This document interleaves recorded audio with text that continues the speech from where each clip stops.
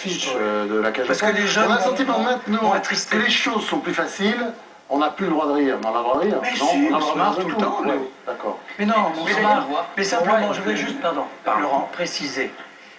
Moi, je trouve par exemple que Laurent, il fait, en jouant ce rôle, un très bon travail, en effet, auprès de gens pédagogiques qui ont... Oui, puis il le fait bien, puis il est sincère, il est honnête, en plus il est d'une génération qui est une nouvelle génération.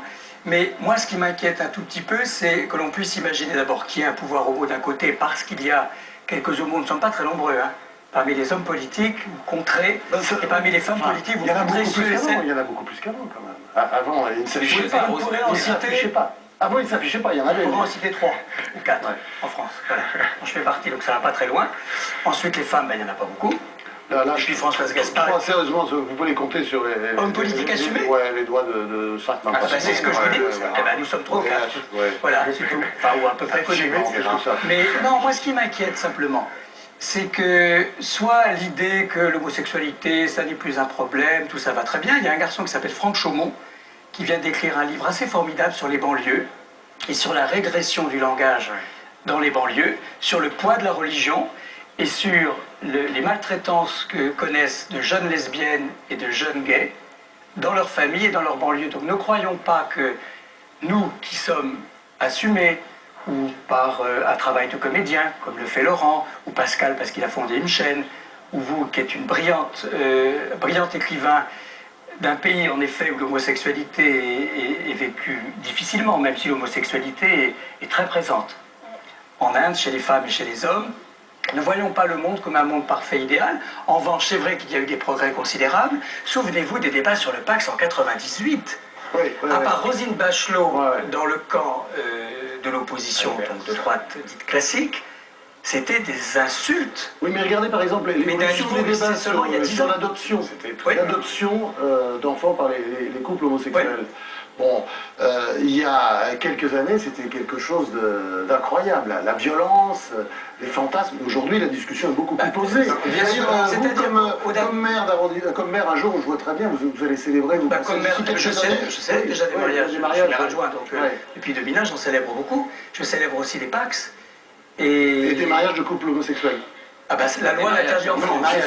La loi l'interdit. Je ne sais pas, le Danemark, ça date de 1989, donc le Danemark, ça fait 20 ans que le Danemark est un pays de la communauté européenne, célèbre des mariages. Moi, je voulais juste dire une petite chose à Laurent, je lui demandais juste un point de tolérance, alors qu'il est un garçon très tolérant, c'était sur la Gay Pride. Moi, j'ai fait partie de cette génération, les années 70, je vais vous dire, où on allait à la Gay Pride, un petit peu en rasant les murs. On n'était pas très nombreux, on se faisait un peu cracher dessus, taper dessus, embarqué par les flics. Et puis après, il y a eu les années SIDA, où on a à nouveau manifesté, on se faisait encore tabasser par les flics, etc. Il y en avait des bien plus courageux que moi, je peux vous dire, qui ont milité beaucoup plus. Puis Harvey Milk qui s'est fait tuer, quand même, entre autres. Et puis des gens qui sont tués aussi parce qu'il y a des crimes homophobes en France, aux États-Unis, un peu partout. Eh bien, dites-vous bien que cette manifestation d'extrême visibilité, elle a aidé parfois des gens à sortir, et ça les aide. Mais il ne faut pas résumer ça, si vous voulez, au spectacle. Non, en fait... Qui, lui, est l'attention. J'ai résumé ça à ma propre histoire. Oui, j'ai senti ça. Où en fait, j'ai compris à un moment de ma vie que j'étais pas spécialement comme ce qu'on pouvait nous dire. Et au lieu de prendre ça comme une force, j'ai pris comme quelque chose de tout à fait anodin. C'est-à-dire, comme je le dis souvent, je me considère comme un être, non pas comme une sexualité. Et bizarrement, dans ma vie, je n'ai eu que très rarement des problèmes d'insultes.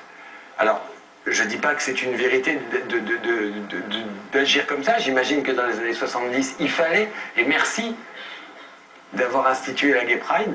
C'est vrai que maintenant, moi, je n'éprouve pas le besoin.